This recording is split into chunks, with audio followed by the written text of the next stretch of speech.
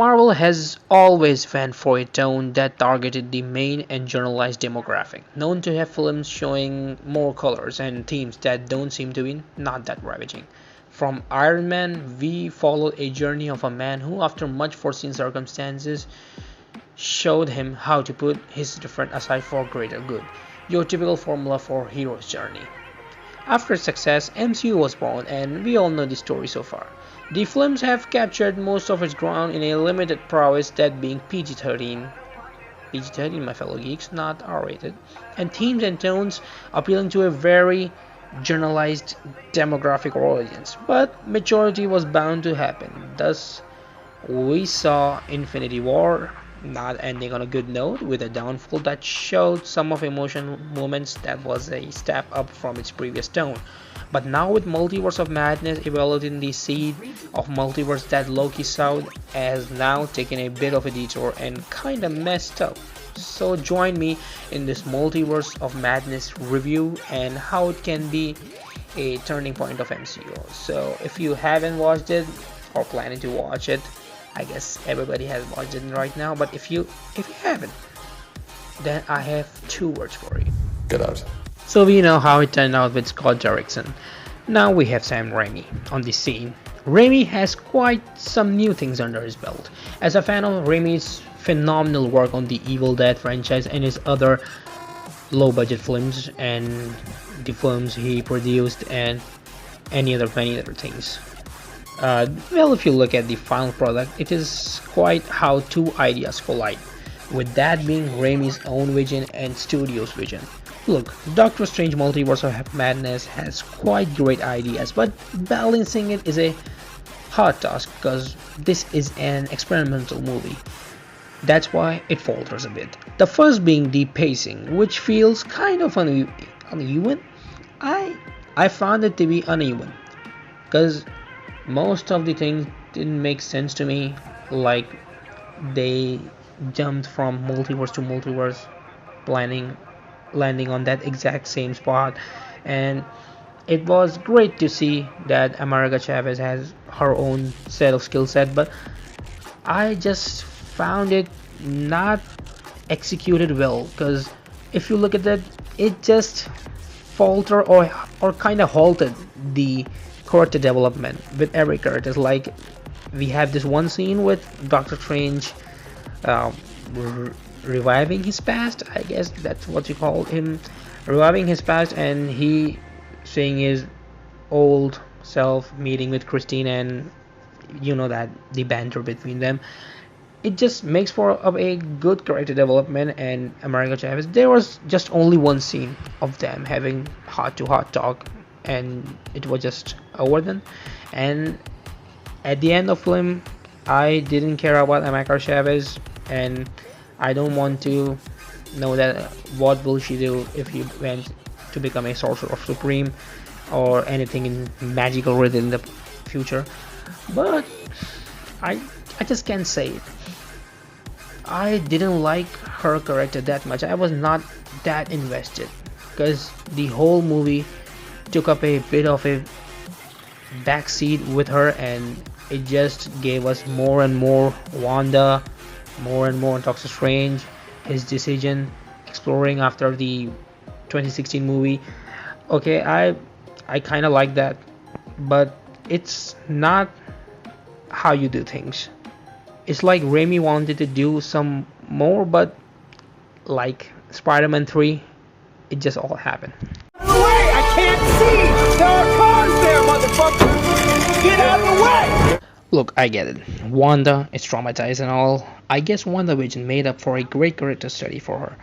But it all comes down to a payoff of how you settle a character and bring a send-off that she deserves. But this movie goes under the trope of what I have done cliche and all. Writing for her character could have been better, and her becoming a villain was all set up so early, and I think that makes the movie so linear and straightforward with no tricks to astonish us Marvel fans.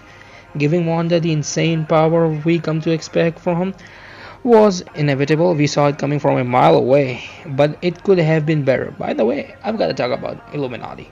Yep, they are treated like Wilson Fisk in Hawkeye. The scene where they got introduced sparked the two ideas colliding syndrome, as I call it. First, Marvel paid off their fan service, but Raimi went on his way, which was spectacular, making Wanda a serial killer, but with flaws. Hear me out. First one is Captain Carter. I think it was gruesome and violent by making her own shield get into her stomach, along with Black Bolt, which I get because Wanda can manipulate reality, thus shutting his mouth forever. And Reed Richards also dealt fatal blow to his death. By the way, John Krasinski was flawless. Hire him. Back to the video. Captain Marvel, I mean, how the fuck did you kill her like that? Come on. The debris killed him. She is a cosmic superhero. She could have made force field. Her alternate version dealt with Thanos and gave him hard time. She could have made something. Never mind. Who am I talking to? Last but not least, not Professor X. Why was he even there? He is the most powerful telepath, for crying out loud, and he just got killed with some red smoke. Was it red smoke, right? The script didn't handle him the way he was meant to be. Overall, the Illuminati was hyped up like batshit crazy. They were like that, as they will fight side by side with Doctor Strange against the bigger threat of the multiverse, and I didn't feel any weight from their cameos. Come on, man, you could have made them better. Like you should have made a long-lasting impression, man. They were just overhyped, and this gets me to the next point. Overhyped plot that changes MCU or bigger than Endgame. This alone ruined things. That's why it felt like a mix-matched product, wasting a new character like America Chavez, not letting her become something except for final sequence. And overall, I was not invested in her that much because of her becoming plot device, just punching through to open multiverse. That's what she does. That's what she does in comics and every stuff. But she was just trimmed down to a plot device. So now we can conclude my rant or negatives about this film. Finally, the highlighted positive points or good things is that it's visual treat with some great camera work coming from master himself, Sam Raimi, no doubt, along with Bruce Campbell. He is just necessary to me as a cameo in every Raimi flick. Tick all the Evil Dead vibes, Deadites, cameos or reference, throwback, zombies, everything, and horror elements. Tick all that in your list because of Sam Raimi's expertise in this field. Now the question, which the title says, can it be the turning point for MCU? Well, I guess yes, we are now entering the multiverse, which holds many possibilities. That means genre versatility, as I would like to call it. Think about Blade with its star gothic aesthetic. How it can be utilized, or Hank Pym beating Janet Van Dyne. Oh, okay, sorry. Goldilocks? You would have recruited him in a heartbeat. Told him some malarkey about me. Okay, on a side note, look how Marvel has a creativity like a bouquet of flowers at its disposal. They can do many interesting stuff like Tomb of Dracula and Werewolf by Night. Many new perspectives, many new experiments for future development. There is so much in the comics that can be utilized and, just evaluate upon and make something new out of it.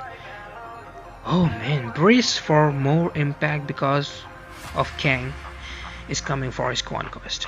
And I just want to see the Kang Dynasty comics come to life. So does MODOK. Come on, why didn't we get any proper AIM movements in MCU? Okay, so let me know what you think about the movie and the video. Be sure to give it a big thumbs up and throw Cap's shield on your right at the subscribe button. Until then, I'm out.